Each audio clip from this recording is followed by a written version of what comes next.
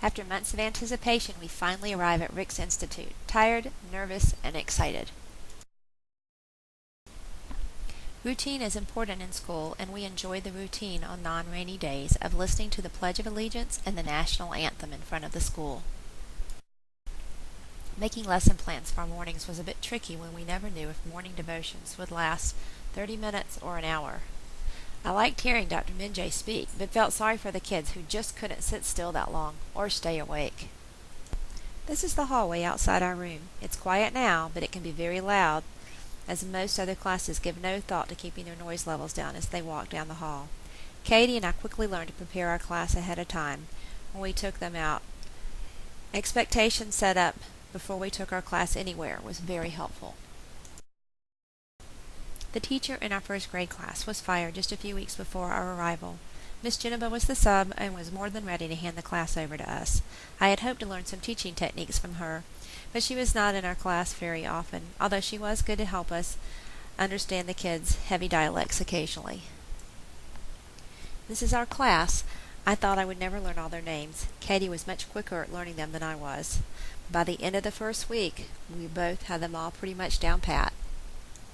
This is the view of the trash outside my class window. I was a bit disturbed on the first day to watch the kids outside picking through it. I was later to learn that this area was also used as a bathroom. One problem we faced was tired kids who had no energy because they didn't get breakfast or lunch. I sure hope a nationwide lunch program gets started for these Liberian schools soon. The curriculum for the class covered a wide array of exercises but had no depth. Katie and I talked to Miss Geneva and decided to try to hit a few basics in math and then concentrate on reading and writing. Here I am learning how the kids get to school while teaching about graphing with this information. At this point we're doing a graph using the kids' bodies. Next I showed them how to make a bar graph. We did graphs for several days.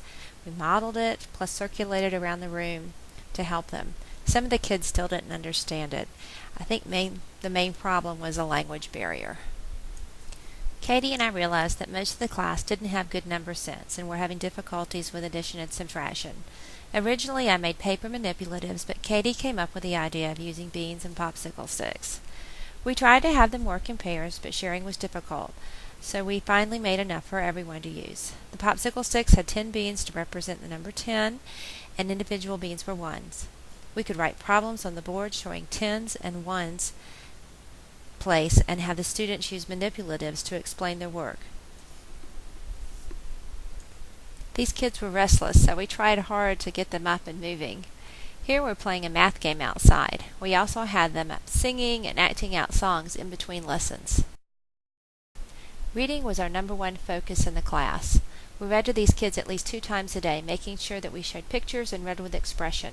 They loved rhyming books and also ones in which they could help out, like Tiki Tiki Timbo. Not only did we read to them, but we also had daily reading groups.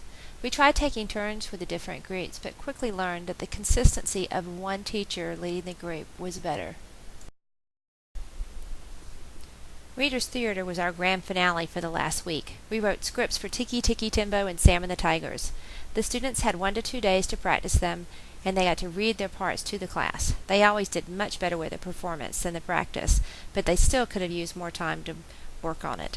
The students really did enjoy this different method of reading. Writing goes hand in hand with reading, so Katie and I tried to have them write daily. One idea we had was a science journal. We had them write what they were learning about plants in this journal. One day we took them on a nature walk, and then when they came back they wrote about it in their journal. They even brought in plants with roots attached to draw. These kids hadn't done much writing on their own and were very reluctant to experiment with spelling.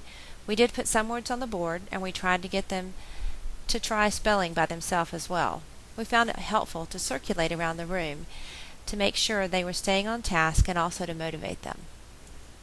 As much as possible, we tried to let the kids share their writing. They really were excited to get up in front of the class and share what they had written.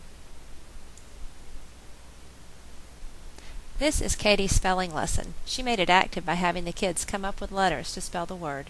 We quickly realized with this exercise and many others the importance of discipline in the class.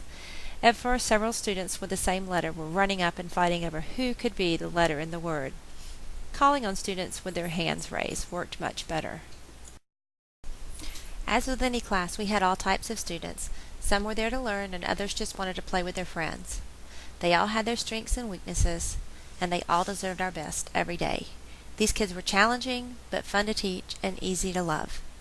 And it won't surprise you to know that a piece of our heart is still with them in Liberia, and always will be.